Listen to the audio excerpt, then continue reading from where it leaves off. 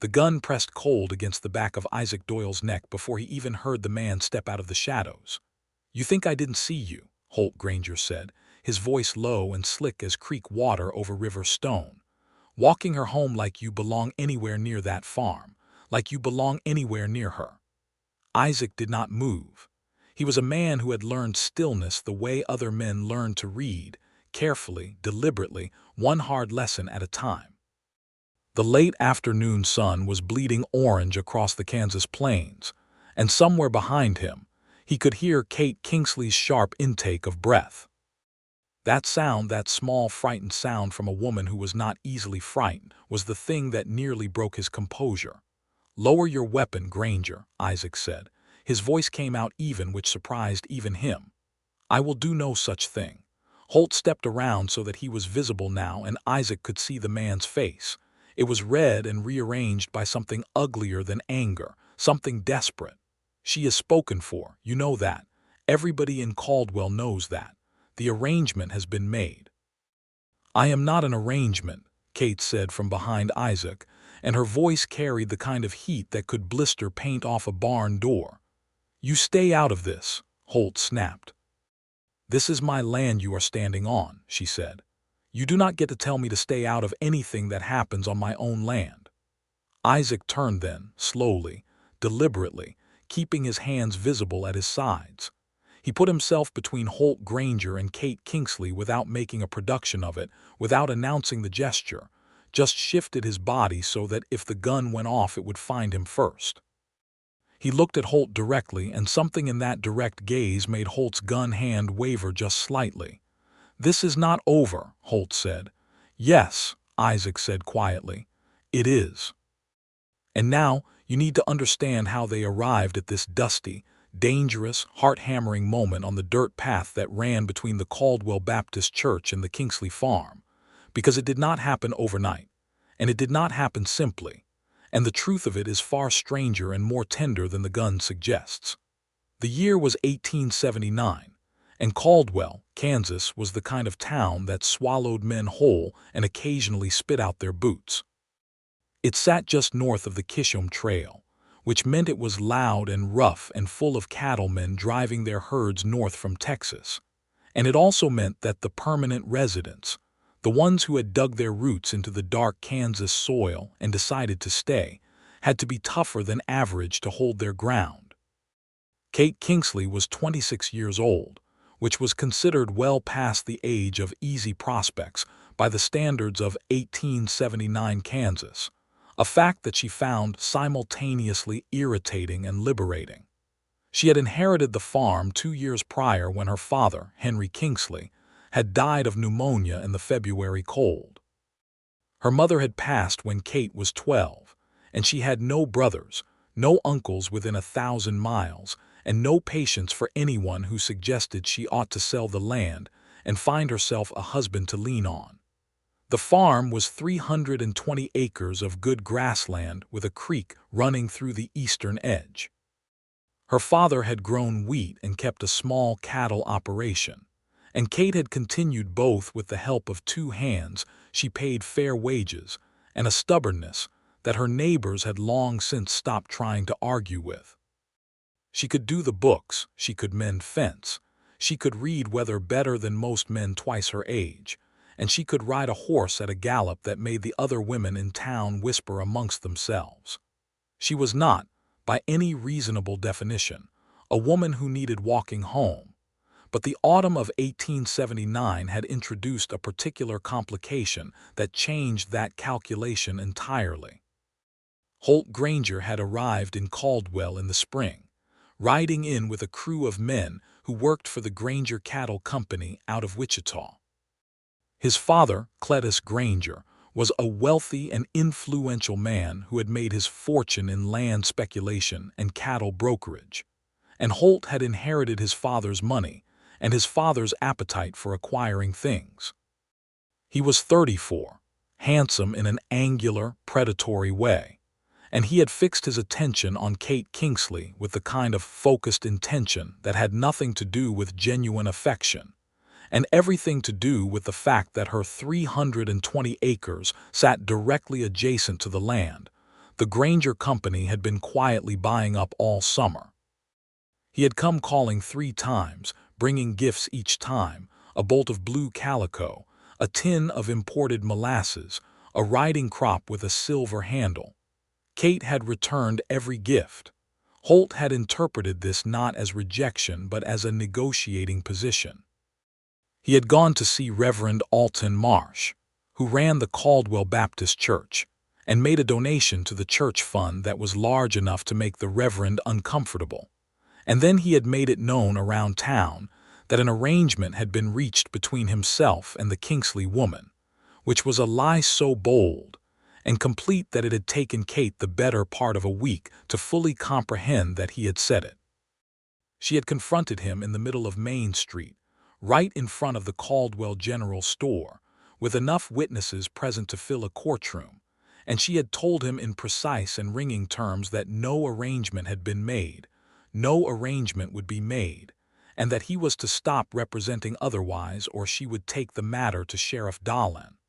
Holt had smiled. He had actually smiled, and that smile had told her something important, which was that he was the kind of man who considered a woman's public resistance to be a form of flirtation. That was September. By October, the situation had become genuinely threatening. One of her fence lines had been cut. A section of her wheat crop had been trampled by cattle bearing the Granger brand. Her hired hand, a good-natured man named Pete Alvarez, had been roughed up in the alley behind the saloon by 2 men Pete described as wearing Granger Company spurs.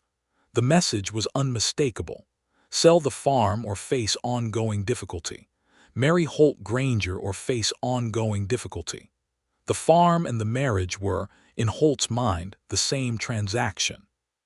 Kate had gone to Sheriff Dolan, who was not a bad man but who had limitations that were structural rather than personal. The Granger family's money reached into county politics, into land offices, into places that made a small-town sheriff cautious about what charges he could make stick. Dolan had listened. He had written things down.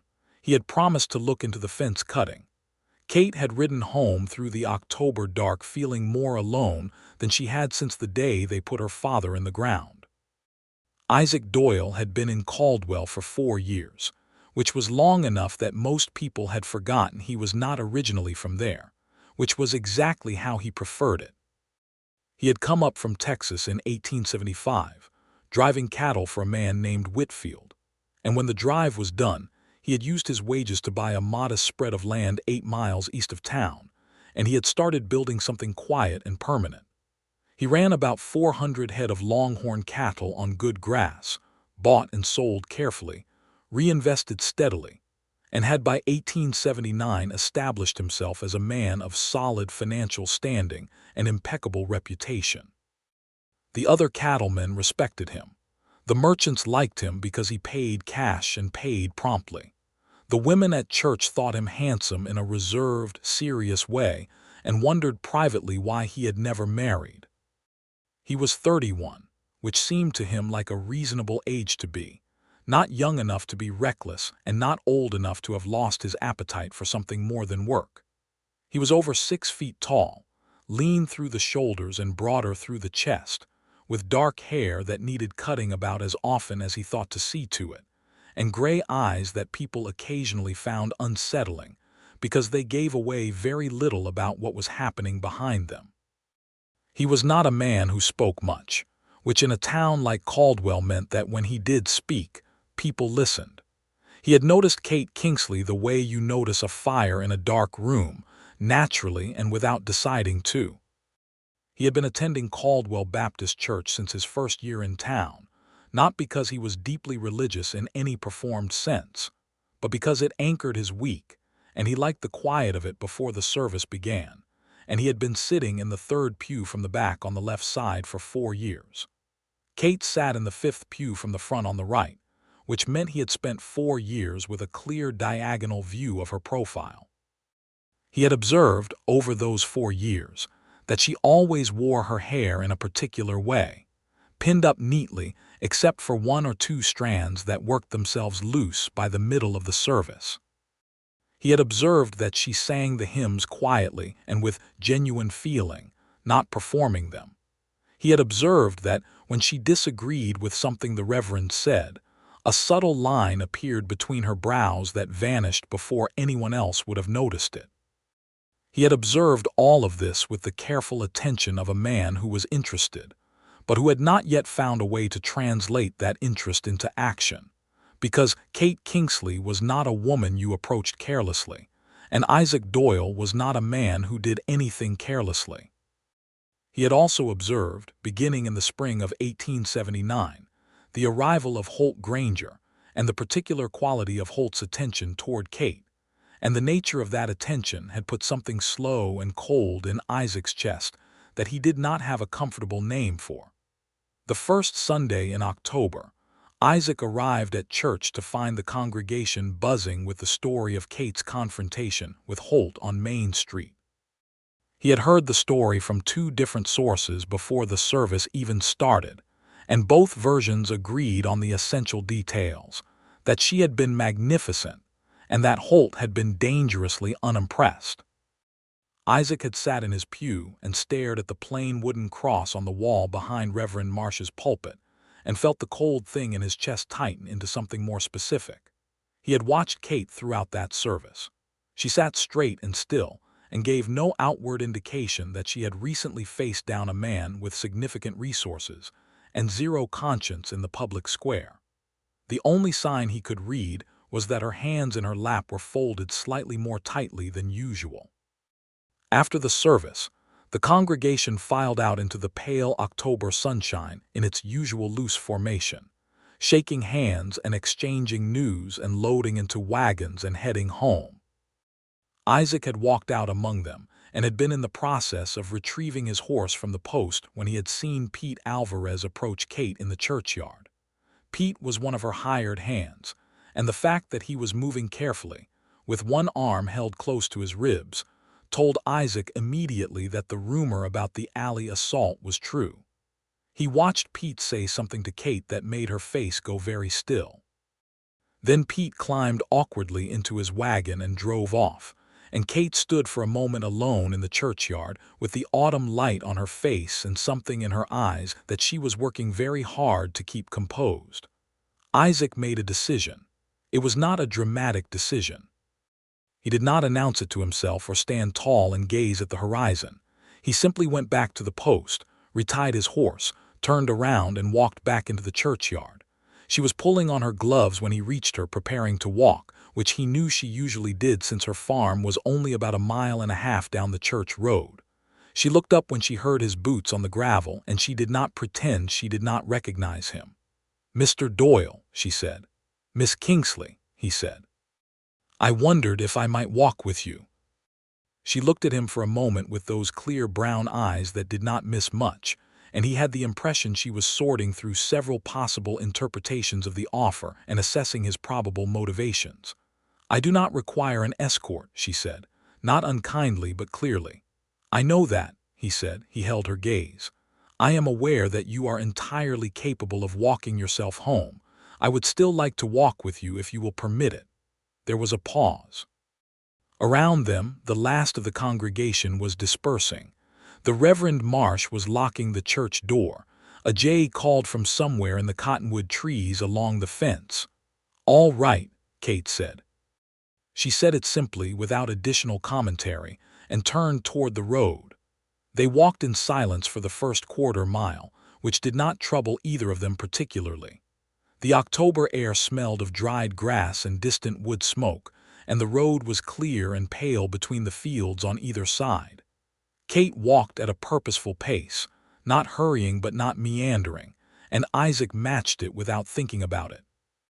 "Pete Alvarez has 2 cracked ribs," she said, after the silence had settled comfortably enough to speak into. "I heard something about an incident," Isaac said carefully. "2 of Granger's men did it," she said, "in the alley behind the dusty rose. They told Pete it would be worse next time, and that next time it would happen to me if I did not see reason." Isaac walked for a few steps without answering, processing the specific ugliness of that. "Have you been to the sheriff?" he asked. "Yes," she said. The word was flat and efficient and contained an entire analysis of the limitations of that avenue. And, he asked anyway, "Dolan is a decent man in an impossible position," she said. "Granger's family has connections that reach up into the county seat. Dolan can note the complaint. He cannot guarantee anything more than that." She paused. "He did ride out and speak to Granger. Granger denied any knowledge of the assault. Said Pete must have gotten into trouble of his own making. Dolan has no witnesses. He cannot disprove that claim." Isaac nodded slowly. He was thinking, not performing thought but actually working through the problem, which was something he tended to do with his whole mind when he engaged with it. "Your land," he said. "The 320 acres. Granger wants it for access, I would guess. His family has been buying the Lester parcel and the old Haverson land all summer. Your acreage sits between what they have and the creek." She glanced at him sideways, and something in the glance suggested she was recalibrating her assessment of him slightly upward. "Yes," she said. "That is exactly correct. The creek access is the value. With my land they have water rights for the whole consolidated parcel. Without it they are paying for grassland that is difficult to run cattle on at scale." She paused. "My father understood that when he settled here. The creek was the point of the whole enterprise." "So the farm is viable," Isaac said. "The farm is more than viable," she said, with a quiet force. "The farm is mine, and it was my father's, and it will not be signed over to Holt Granger or anyone else."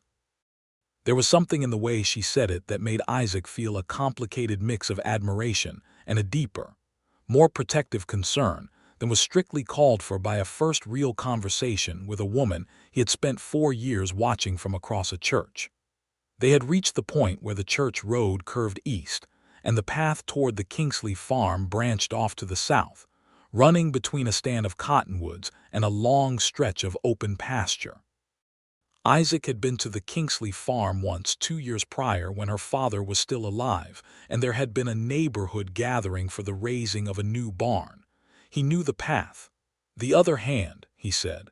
"The one who wasn't hurt." "Is he reliable?" "Samuel Bright," she said. "He is reliable. He is also 38 years old with a wife and 3 children in town, and I am not willing to put him in the path of Granger's men." She said it in a way that made clear she had already thought through the relevant options and found most of them inadequate. Isaac was quiet for another stretch of road. The cottonwoods were thinning out to either side, and the Kingsley farm came into view, the farmhouse solid and well-kept in white-painted clapboard, a barn behind it, the wheat fields beyond in their autumn stubble. It was a good farm. Anyone with eyes could see it was a good farm. "I will not pretend," Isaac said, stopping at the point where the path reached her gate, "that I have solutions ready-made, but I would like if you are willing to think on this further." She stopped also and looked at him. The October light was long and amber now, and it did something particular to the lines of her face. "You are Isaac Doyle," she said, not accusatorially, more like she was assembling information. "I am," he said. "You have the Doyle spread out east," she said, 400 head. "You have been here 4 years. You have never caused trouble and you have never been the subject of it." She paused. "Why are you interested in my situation?" It was a direct question and it deserved a direct answer, and Isaac Doyle was constitutionally incapable of providing a dishonest one. "Because the situation is unjust," he said, "and because I have sat in the same church as you for 4 years and I think you are someone worth knowing better, and I was not willing to leave you to walk this road alone when I know what Granger is capable of." She stared at him. He held the stare without flinching, which was important. "That is a very honest answer," she said. "It seemed like the right approach," he said. She was quiet for a moment and then she did something he did not expect. She almost smiled. It was not a full smile, just a slight shift at one corner of her mouth, but it was enough. "You may think on it," she said, "and you may come calling if you have thoughts worth sharing." She unlatched the gate. "I serve coffee at 7 in the morning." She walked up the path toward her door, and Isaac stood at the gate watching until she was safely inside, and then he walked the 8 miles back to his own spread in the October dusk with something warm and complicated doing its work in his chest. That night, he sat at the rough-hewn table in his kitchen with a cup of coffee and his account ledgers open in front of him, and thought about the specific geometry of the problem. Holt Granger had money, influence, connections at the county level, and a willingness to use physical intimidation. Kate Kingsley had legal title to her land, a documented history of complaints with the sheriff, 2 paid witnesses to the fence cutting if they could be persuaded to testify, and a character that anyone in Caldwell would confirm under oath. The law was on her side in principle. The practical application of the law was compromised by Granger's money. What she needed, Isaac thought, was not someone to rescue her. She was abundantly clear in not requiring that. What she needed was a counterweight. Someone whose resources and standing in the community could match Granger's pressure from the other direction. Someone whose presence made the cost of continuing the intimidation campaign too high to be worth the acreage. He looked at his ledgers for a long time. He rode into town the following Tuesday and spent an hour with the county land office records, which were public documents available to anyone willing to request them. He established 2 things. First, that the Granger Company's land purchases had all been recorded and filed, and were legitimate. Second, that there was a water rights covenant attached to Kate's property that dated to 1866, when her father had filed for the original claim, and that covenant specified that the creek access was tied to the Kingsley family deed in perpetuity and could not be separated from it through sale or transfer under Kansas territorial law. The covenant had been drafted by a careful attorney and was unambiguous. If Kate sold the farm, the water rights went with it. But the covenant also contained a provision that said the rights could not be exercised by any party who acquired the land through duress or coercion, a provision that was admittedly unusual and suggested that Henry Kingsley, or his attorney, had seen exactly this kind of situation coming. Isaac copied the relevant text from the covenant into his notebook, word for word, and rode out to the Kingsley farm in the early afternoon with the notebook in his pocket. She was in the east field mending a section of fence when he arrived, a work that required handling wire carefully to avoid cuts, and she was doing it with the practiced efficiency of someone who had done it many times. She saw him coming and finished the section before she stopped to talk, which he respected. "You found something," she said, reading his face. "I found something," he said, and told her about the covenant. She listened without interrupting, which was a quality Isaac associated with intelligent people. When he finished, she held out her hand for the notebook and read the copied text herself twice. "My father put this in," she said, and there was something that moved across her face that was not quite grief but was in the same neighborhood. "It seems so," Isaac said. "Did he ever speak of it?" "He told me the farm was protected," she said. "I thought he meant by deed." "I did not know the specifics." She handed the notebook back. "Can Granger legally break this covenant?" "Not without a court challenge," Isaac said, "and a court challenge would require him to establish that the covenant is invalid, which means dragging the whole history of the claim into a public record, including any documentation of intimidation that might surface." He paused. "It also means he would have to go to a judge, and judges are not as easily bought as county clerks." She looked at him steadily. "You have been doing significant work on my behalf," she said, "without being asked." "I was asked," he said. "You told me to come if I had thoughts worth sharing." "I said come for coffee," she said. "I did not expect this level of legal research." "The coffee is still open if you are offering," he said. She looked at him for a moment longer, and then she did smile, properly this time, and it was one of the more remarkable things Isaac Doyle had seen in 31 years of looking at the world. They walked back to the farmhouse together, and she made coffee that was strong and good on a wood-burning stove that was clearly well-maintained, and they sat at a kitchen table that still had the solid, reliable quality of something Henry Kingsley had built to last. Kate explained the farm's operations to him in detail that was partly practical and partly, Isaac thought, a test. She wanted to see whether he listened seriously or whether he performed the listening the way some men did, nodding along while they waited for their turn to speak. He listened seriously. He asked specific questions. He noticed the way she talked about the creek in particular as a living thing, something that needed care and attention, not just a resource to be extracted. He filed all of it away.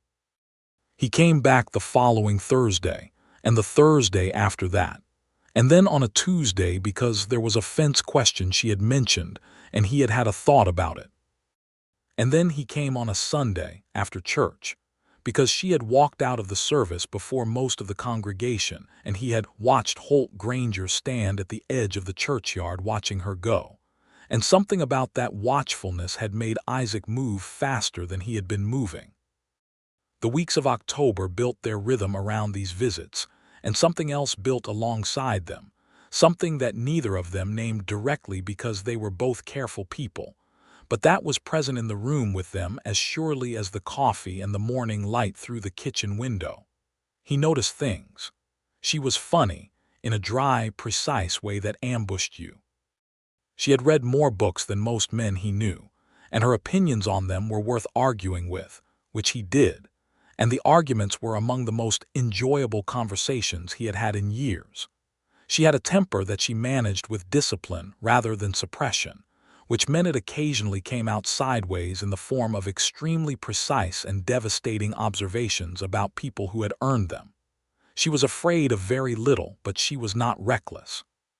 She had the particular kind of courage that came from having thought through the risks and decided the thing was worth doing anyway.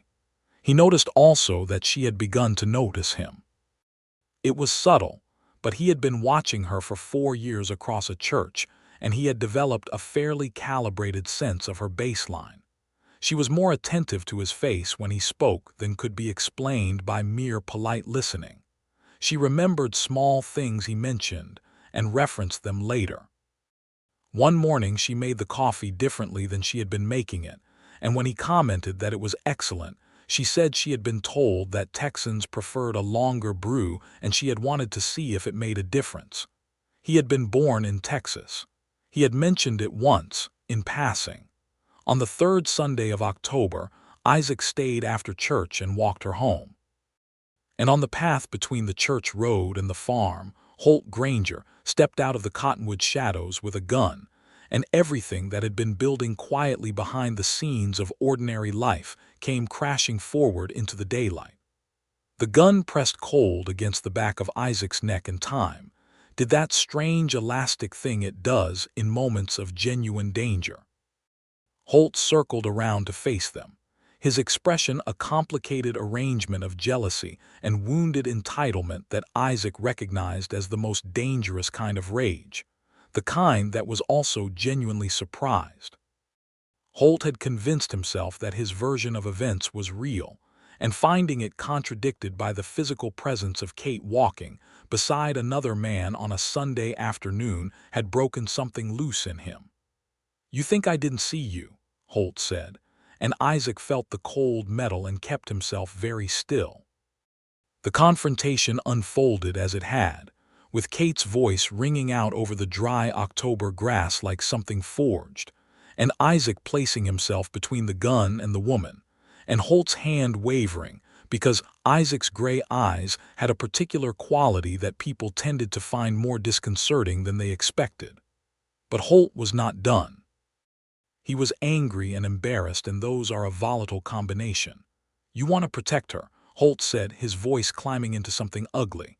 "You think this changes anything? I will bury you under paperwork and legal filings until you cannot afford to run your cattle. I have done it before. I will buy every debt you hold, and I will call them all at once." Isaac considered this threat carefully for exactly as long as it deserved, which was about 3 seconds. "The covenant," he said.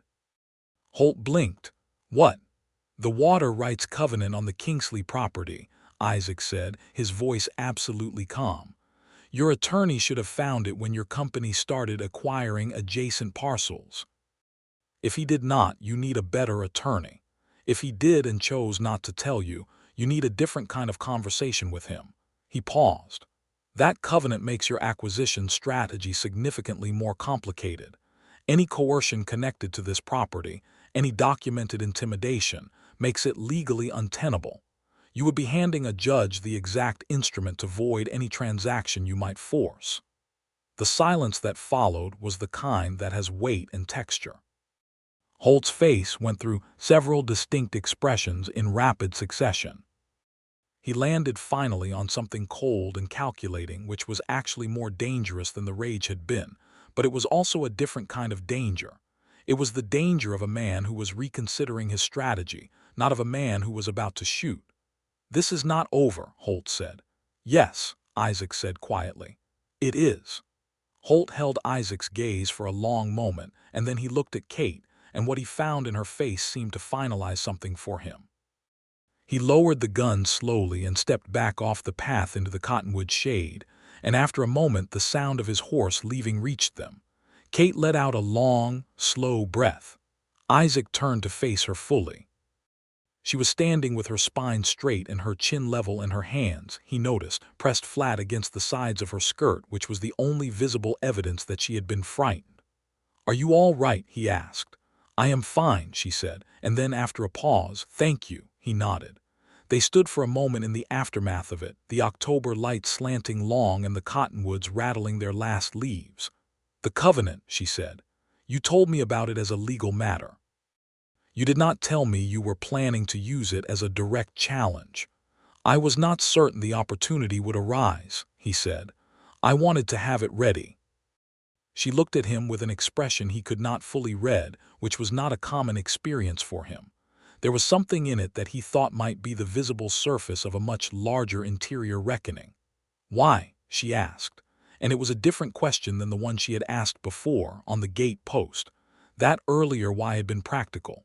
This one was asking about something else entirely. Isaac looked at the road ahead of them and then back at her face. "Because I do not want anything bad to happen to you," he said. "And because I find that I think about your well-being with a frequency that has moved well beyond the bounds of neighborly concern." He said it plainly, without decoration. "I am aware that this may not be welcome information, and if it is not, you may tell me so directly and I will adjust my behavior accordingly." Kate looked at him for a long moment. "It is not unwelcome information," she said at last. They walked the rest of the way to the farm in a silence that was entirely different from the one they had started the afternoon in. At the gate, Isaac stopped as he usually did. "I should speak to Sheriff Doyle tomorrow," he said, "about what happened on this road today. Granger drew a weapon. That is a matter of record regardless of anything else." "Yes," she said, "I agree." "And I would like," he said more carefully, "to call on you, in a formal sense, if you are willing to receive calls." She was quiet for a moment and he let the silence be what it was. "I am willing," she said. "Come for dinner on Friday. I'm a competent cook, whatever else people say about women who live alone." "I have no doubt of it," he said, and he smiled, which was apparently sufficiently rare an occurrence that it seemed to catch her slightly off guard. He tipped his hat and walked away up the road, and Kate stood at the gate watching him go with a feeling in her chest that she had not entertained in years, and had rather given up on expecting. It was uncomfortable and warm and entirely inconvenient, and she decided, after a moment, that she was glad of it. Sheriff Doyle listened carefully the following morning when Isaac and Kate came in together to file the report of the confrontation. He wrote down every detail with a thoroughness that suggested he was taking this more seriously than previous complaints, possibly because the complaint now involved an armed confrontation in broad daylight on a public road, with two reliable witnesses present who happened to be, respectively, one of the more respected cattlemen in the county, and the woman herself. Doyle rode out to the Granger operation that afternoon with a formal inquiry notice. He could not arrest Holt on the basis of disputed testimony, but the formal notice created a paper record that had legal implications of its own, and he made those implications clear to Holt in language that even Holt could not misinterpret. The fence cutting and cattle trampling had stopped in the preceding week, which Isaac took as evidence that the covenant information had reached Granger's attorney through whatever channels it traveled. The direct confrontation on the road had apparently been a final attempt at intimidation, a last pressure point before a more calculated retreat. The retreat did not feel like a victory, exactly. It felt like a pause, and both Isaac and Kate were careful not to mistake it for resolution. That Friday, Isaac arrived at the Kingsley farmhouse at 6 in the evening with a bottle of good wine he had been keeping for no particular occasion, having decided that this qualified. Kate had made a beef stew that was simple and excellent, and they ate at the kitchen table while the wind picked up outside, and the lamplight did what lamplight does when a man and a woman are sitting across from each other with something unresolved between them. They talked for 3 hours. He told her about growing up in Central Texas, near Austin, where his father had run a small ranch and worked himself thin trying to make it pay. He told her about coming north with the cattle drives, the exhausting rhythms of the Kishom Trail, the strange brotherhood of men who did that work. He told her about finding the land east of Caldwell and recognizing it as the thing he had been looking for without quite knowing he was looking. He told her about 4 years of building something quiet and lasting. She told him about her father, about learning to do accounts at 8 years old because Henry Kingsley believed every person should understand where money came from and where it went. She told him about her mother, who had died of fever when Kate was 12, and who had taught her, in the years before that a woman's strength of mind was her most durable possession. She told him about the loneliness of the years after her father died, which she did not usually tell anyone, because she did not want to be perceived as someone who required sympathy. She told him because he was listening the way that made it feel safe to be honest. At 9:30, when he stood to go, the wind outside had become rain, a cold October rain that drummed on the roof in earnest. "You should stay," Kate said. And then, very quickly, with a slightly heightened color in her cheeks, "I have a spare room. The road east will be mud by the time you reach your spread." He stayed. In the spare room, with the rain on the roof and the lamp turned low, lying in a narrow bed in Kate Kingsley's house, Isaac Doyle stared at the ceiling and had a careful conversation with himself about patience and timing, and the difference between what he wanted and what was appropriate. He concluded the conversation with a resolution to say something honest the next time a natural opportunity presented itself, and went to sleep. In the morning, Kate made breakfast, eggs and salt pork and more of the good long-brewed coffee, and they sat across the table from each other in the early light with the rain-washed morning coming through the windows, and it felt, Isaac thought, like something that he wanted to happen every day for the rest of his life. He did not say that, because the time was not right, but he thought it, with a clarity and certainty that he associated with the best decisions he had ever made. In the weeks that followed, he came for dinner twice more, and she came out to see his spread one afternoon in early November, riding alongside him and looking at his operation with the frank assessment of someone who knew what she was looking at. She had opinions about his grazing rotation, and they were correct, which pleased him immensely. He told her so, and she gave him that almost smile that he had begun to find inordinately affecting. Holt Granger had gone quiet. There were no more fence incidents, no reports of trouble from Pete Alvarez, who was recovering well and had become, if anything, more devoted to the Kingsley farm than before. The gossip in Caldwell gradually shifted from the story of Granger's claims about an arrangement to the more interesting story of Isaac Doyle calling on Kate Kingsley, which the town collectively received with an enthusiasm that suggested they had been rooting for this outcome for some time, without knowing there was an outcome to root for. Reverend Marsh stopped Isaac after church one Sunday in November with a congratulatory handshake that was somewhat premature but entirely genuine, and Isaac accepted it with a mild look that the Reverend correctly interpreted as a request for somewhat more discretion.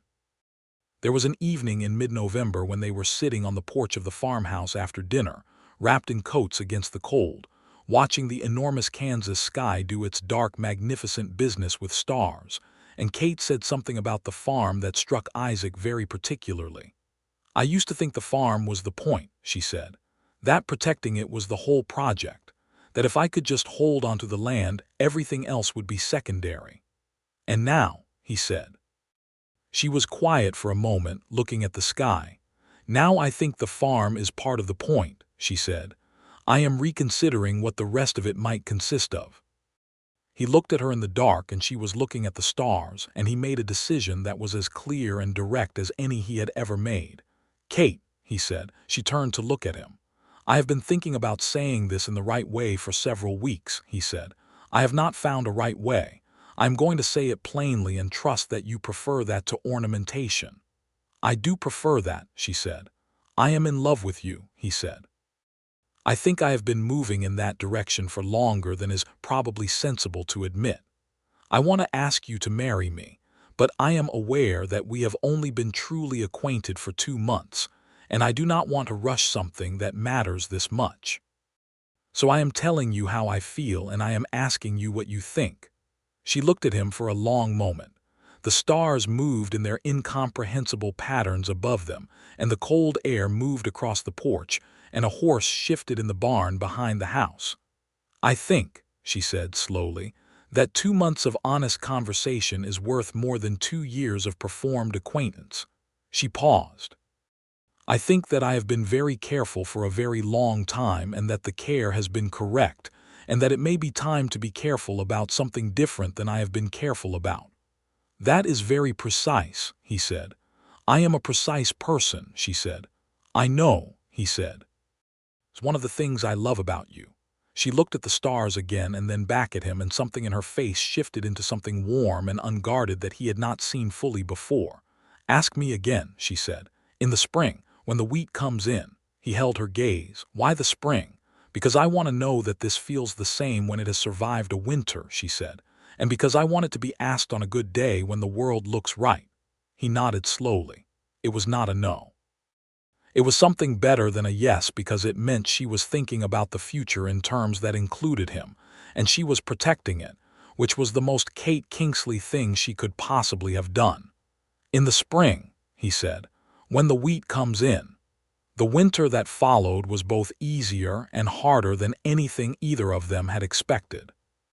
Easier because Isaac Doyle's presence in Kate's life had created a practical and emotional counterweight to the isolation that had characterized her previous 2 winters alone.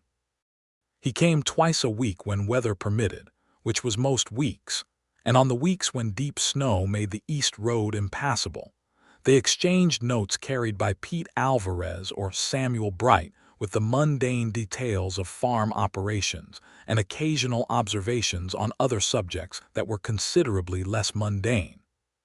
Kate kept his notes in the tin box where she kept her important papers, which was a thing she did not tell him because it seemed to reveal something about herself that she was not ready to hand over without ceremony. It was harder because winter on the Kansas plains was winter, and winter in 1879 was a serious thing. 2 of Isaac's cattle died in a January storm, and the wheat crop on the Kingsley farm required a particular vigilance that meant Kate was out in weather that was genuinely dangerous more than once. On one of these occasions, Isaac arrived to find her coming in from the field with ice on her coat, and the particular concentrated stillness of a person who has been very cold for too long, and he did something he had not done before, which was take her hands between both of his and rub warmth back into them while she stood in her kitchen doorway, and looked up at him with an expression that made his heart do something complicated. "You should have sent word," he said. "There was no time," she said. "The ice came faster than the clouds suggested. You need a better system for getting word out when conditions go bad," he said. "I agree," she said. "Do you have a proposal?" They spent the next hour, with her hands warming and the stove working hard, working out a practical communication system involving the placement of a lantern in the east-facing window that would be visible from the church road in case of emergency. It was the most unromantic conversation possible, and Isaac found himself thinking later that it was one of the most intimate, because it was built entirely on the assumption that he would be watching for her signal, and that she was willing to be watched for. February brought a particular piece of news that changed the configuration of the problem significantly. Holt Granger had left Caldwell, not quietly and not in good standing. It emerged, over the course of a week's worth of saloon conversation, and eventually a report in the Caldwell Post, that the Granger Company had encountered serious financial difficulties related to a failed speculation in Colorado silver mining, and that the senior Granger, Cletus, had recalled Holt to Wichita to manage the fallout. The company's Kansas land purchases were frozen. 2 of the parcels adjacent to the Kingsley farm had been quietly listed for resale. Kate received this news on a Thursday morning when Pete Alvarez rode in from town with the newspaper, and a look of barely suppressed satisfaction. She read the report carefully, set the paper down, and sat at her kitchen table for a quiet moment. She thought about the months of fear, the cut fences, Pete's cracked ribs, the gun against Isaac's neck in the afternoon light, the accumulated weight of threat and uncertainty. She thought about what it had cost her, in sleep and in anxiety, and in the particular kind of exhaustion that comes from sustained vigilance. She thought about what it had given her, which was a clarity about what she wanted that she might not have reached without the pressure. Then she put on her coat and went back to work, because the farm did not stop for the resolution of threats any more than it stopped for anything else. She wrote Isaac a note that day, not about the news exactly. The note said, "The wheat will come in early this year. The soil temperature has been good, I think by April." He rode out the following day with a response that was not written but delivered in person, which was to arrive at the farm gate in the late afternoon with an expression that contained something she had not seen in him before, which was uncomplicated happiness. "You read the paper," she said. "I read the paper," he said. "It is a relief," she said, "and also strange. I thought it would feel larger than it does." "What does it feel like?" he asked. "Like a window opening," she said. "Like the thing that was holding the air still has moved." He looked at her in the late winter light, with the sky going purple behind the black outlines of the cottonwoods. "Good," he said. March came in wet and then turned clear and cold, and the spring work began in earnest on both spreads. Isaac was moving cattle to spring pasture and mending winter-damaged fencing, and Kate was preparing the wheat fields for the season's planting with the focused intensity of someone who found deep satisfaction in physical work done well. They saw each other less frequently because the work demanded it, but when they did see each other there was a quality to the time that had changed, a recognition on both sides that the winter had been exactly what Kate had said it needed to be, that whatever this was had survived the cold season and come out intact on the other side. In early April, the first green came up in the wheat fields, small and improbable against the brown earth, and Kate walked the rows in the clear morning light and felt something open in her chest. She had known the wheat would come. She had planted it herself. But there was always a moment when the actual appearance of it caught her by surprise, the sheer stubborn fact of new growth. She was standing in the middle of the east field when she heard his horse on the path. She did not turn around immediately.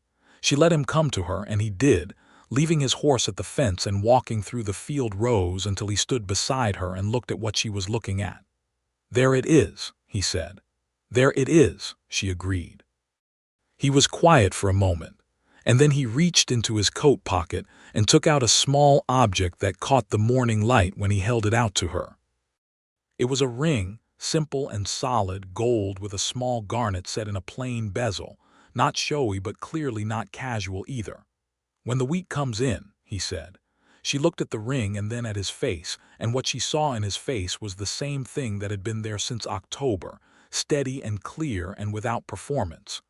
"Kate Kingsley," he said, "I would like to spend every morning for the rest of my life on a farm with you.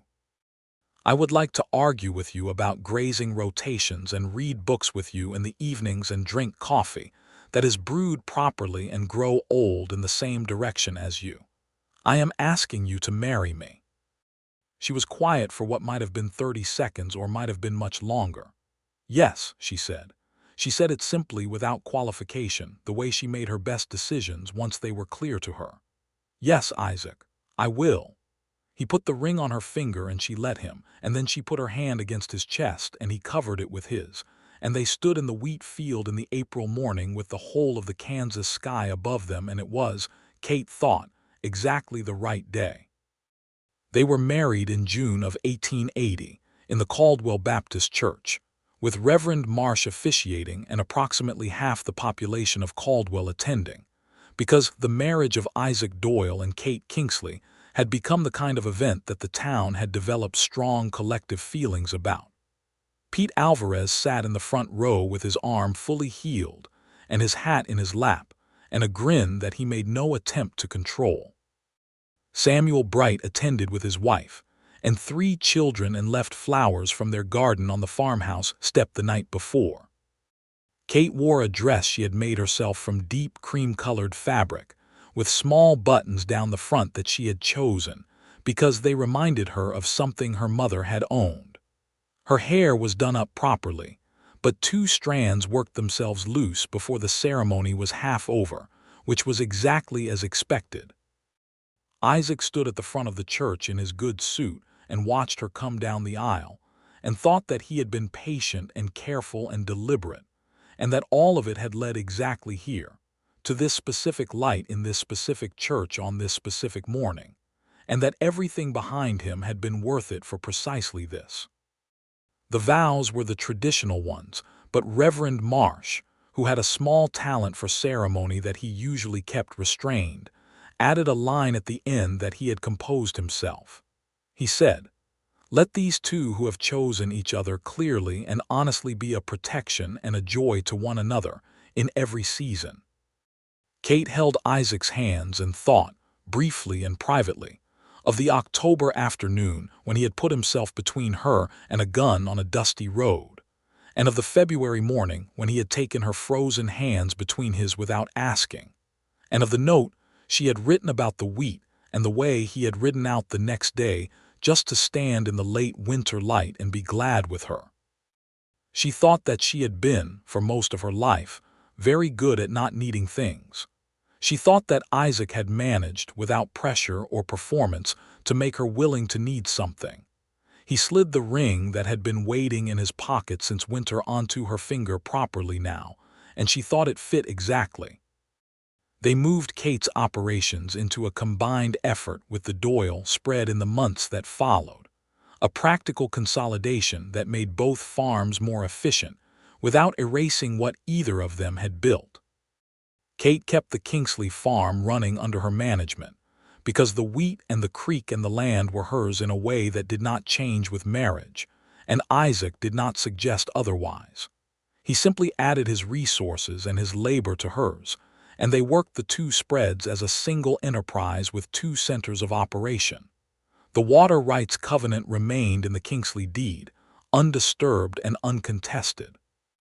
Granger's adjacent parcels were eventually purchased by a young farmer from Ohio named Thomas Bauer, who had no interest in consolidation or intimidation, and who became, over time, a pleasant enough neighbor.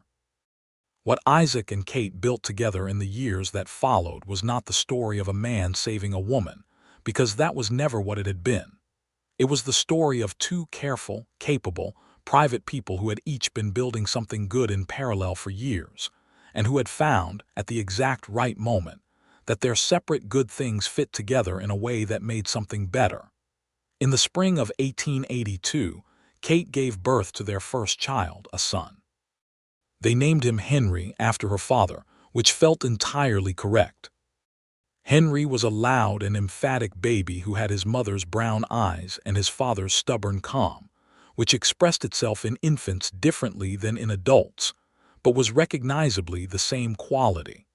He slept in the room at the farmhouse that had been the spare room where Isaac had once slept through a rainy October night, and Kate found this detail quietly satisfying. Isaac was not a man who was easily shaken by most things, but his first hour with his son had involved a sustained and complete rearrangement of his interior landscape that he was not able to describe adequately in words and did not try. He held Henry in the kitchen while Kate slept, exhausted and well, in the bedroom, and he looked at his son's face and felt the specific weight and consequence of the life he and Kate had made together. He thought about the October afternoon on the church road, the gun and the light and Kate's voice cutting through the air like a blade. He thought about how close the whole thing had come to going differently, and how differently everything would look right now if it had. He held his son very carefully and breathed the clean autumn air coming through the kitchen window, and felt grateful in a way that was beyond articulation. Life on the combined spread settled into a rhythm in the years that followed that was full and demanding and deeply satisfying in the way that meaningful work is satisfying. They hired additional hands as the operations grew, always paying fair wages, always treating the men who worked for them as the skilled workers they were. Pete Alvarez eventually became the foreman of the Kingsley wheat operation, a position he filled with considerable competence and the occasional devastating observation that made Kate laugh out loud. Isaac's cattle operation expanded steadily, built on the same careful, reinvesting approach that had established it in the first place. He made sound decisions and avoided speculation, and built the kind of reputation that brought other cattlemen to him for advice, which he gave honestly. Kate's wheat fields produced well year after year, because she understood the land and worked with it rather than against it, rotating crops, maintaining the soil, watching the creek levels and adjusting her irrigation accordingly. They read in the evenings when the work was done, usually in the same room but not always the same book, each absorbed in their own page but with the particular comfort of shared space. They argued about the book sometimes, and about grazing decisions and planting schedules and the political situation in the territory, and the arguments were among the things Isaac valued most about his life, because they were the arguments of a man and a woman who took each other seriously. In the late fall of 1883, Kate discovered she was expecting again. Henry was 18 months old and had recently become mobile in a way that required consistent vigilance, and the news of a second pregnancy came with both joy and the practical calculus of a woman running a farm operation. This second child was born in the summer of 1884, a daughter they named Clara, after Kate's mother. Clara was a composed and watchful baby who seemed to arrive already paying close attention, which Kate found both charming and somewhat formidable. She had Isaac's gray eyes, which was startling to see in a baby's face, and his quality of stillness, which expressed itself early and distinctly.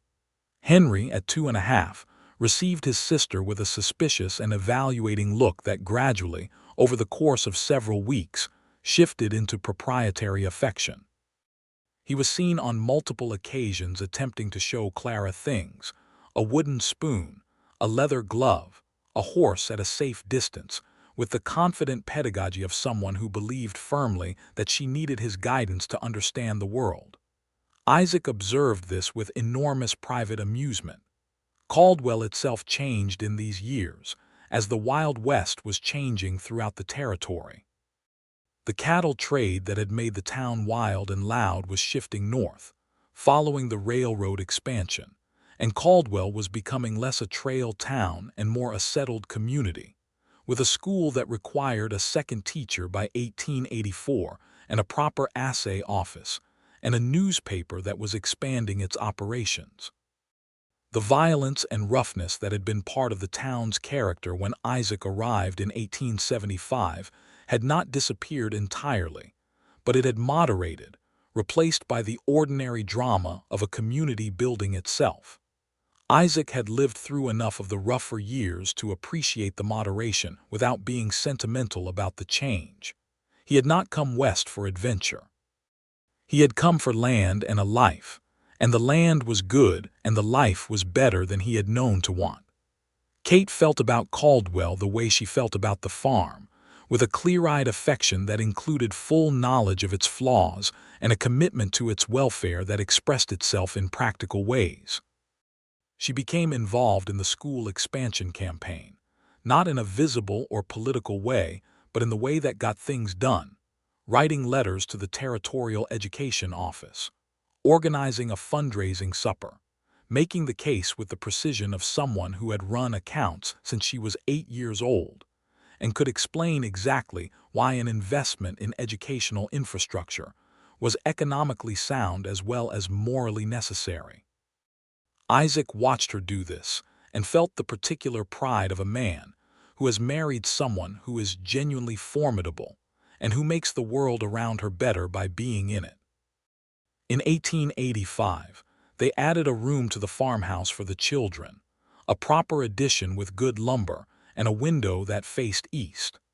Isaac and Samuel Bright and Pete Alvarez did most of the work over 3 weekends in September, with Kate providing coffee and specific opinions about the window placement that turned out to be correct. The finished room was bright and solid, and had a hook on the back of the door that was just low enough for children to reach, which was Kate's specification and Isaac's execution. In the evenings that fall, after the children were in bed and the farm was quiet, Isaac and Kate would sit on the porch in the cooling air and talk about nothing much: the day's work, a story from town, something Henry had said that was either hilarious or alarming or both. The conversations were ordinary, and Kate treasured them specifically for their ordinariness, because she had spent years of her life in a kind of vigilant emergency, and ordinary was the most beautiful thing she could imagine. One evening in October of 1885, 6 years to the month from the Sunday when Isaac had first walked her home from church, Kate sat beside her husband on the porch of the farmhouse her father had built and looked at the Kansas sky doing its dark, magnificent business, and thought about all the particular accidents and decisions that had brought her to this specific porch on this specific evening. She thought about the fear of those autumn months in 1879, the cut fences, and the intimidation and the exhausting weight of a threat she could not directly counter. She thought about a man stepping out of the congregation to walk beside her on a dusty road, without fanfare, without announcement, just making himself present because her safety mattered to him. She thought about a ring held out in a wheat field on an April morning, and vows made in the plain light of the Caldwell Baptist Church, and a son with her brown eyes and a daughter with her husband's gray ones. She thought about the covenant her father had written into the land records, the specific legal protection he had drafted as though he had seen the future and wanted to give her something useful in it.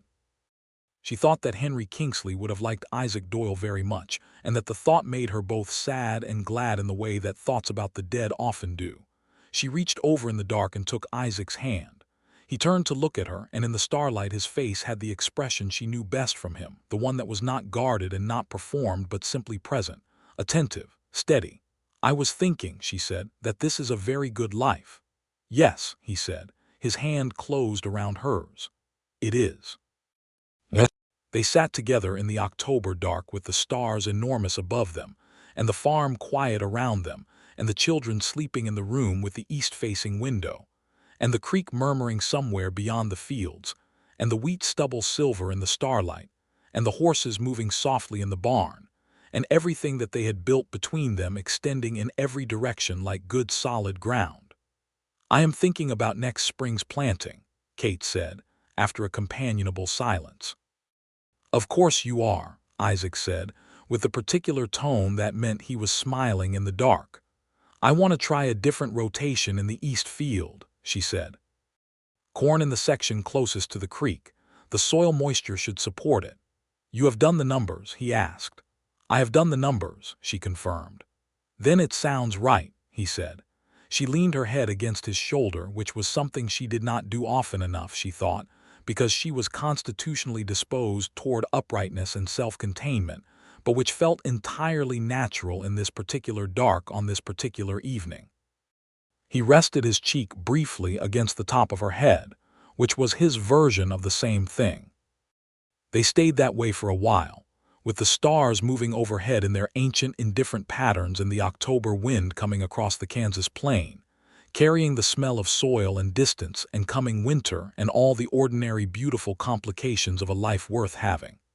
In the spring of 1887, Kate found she was expecting a third time, which was received by Henry, now 5, with significant importance, and by Clara, now 2.5, with characteristic composed interest.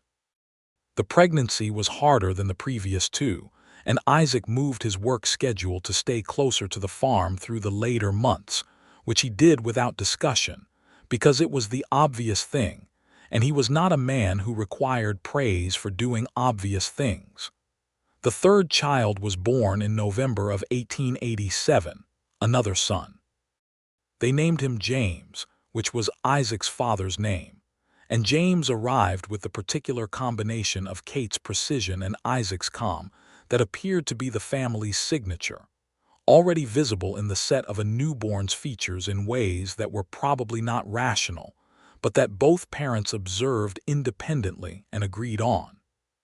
Pete Alvarez, now the foreman of the Kingsley operation with 5 years in the role, brought a carved wooden horse for James that his wife had painted a realistic bay color. It sat on the shelf in the children's room, alongside the other accumulated objects of a growing family's life. Isaac stood in the doorway of the children's room one evening in December of 1887, with the lamplight warm and the sound of Kate moving in the kitchen, and all 3 children in their beds, Henry reading by the light of a small bedside lamp, with the focused attention of a boy who was already serious about books, Clara already asleep with her gray eyes closed and her hands folded under her chin, and James the newest and most incomprehensible, breathing the pure uncomplicated breath of infancy. He stood there and looked at this scene, and felt something that was too large and too simple for any specific word. He thought about the cold October afternoon when he had made a quiet decision to retie his horse and walk back across a churchyard to a woman standing alone with her gloves in her hands. He thought about how small the moment had been from the outside and how enormous from the inside. He thought that the best things he had ever done had all felt exactly like that, small from the outside and enormous from the inside, and that this was perhaps the definition of a good decision. He went into the kitchen where Kate was at the stove, managing the evening with the same focused competence she brought to everything, and he came up behind her and put his arms around her, and she leaned back against him briefly without stopping what she was doing, which was the most Kate Kingsley gesture in the world. "The children are settled," he said. "James went down without trouble?" she asked. "Without trouble," he confirmed. She was quiet for a moment, stirring something on the stove. "I was thinking today," she said, "about that Sunday in October, the first time you walked with me." "I think about it too," he said. "I was so careful that morning," she said, "about letting you walk with me. I thought I needed to assess your motivations." "You were correct too," he said. "You passed the assessment immediately," she said. "I think I knew that day that something was different. I was not willing to admit it yet, but I knew." He held her a little more firmly. "I had been sitting across a church from you for 4 years," he said. "I was very glad when the assessment concluded in my favor." She made a sound that was somewhere between a laugh and a sigh. "4 years," she said. "You could have introduced yourself at any point." "I was working up to it," he said.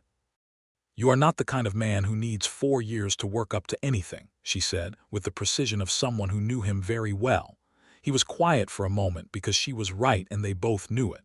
"I was waiting until I felt like something worth offering," he said. "And then because honesty was the only currency they had ever dealt in.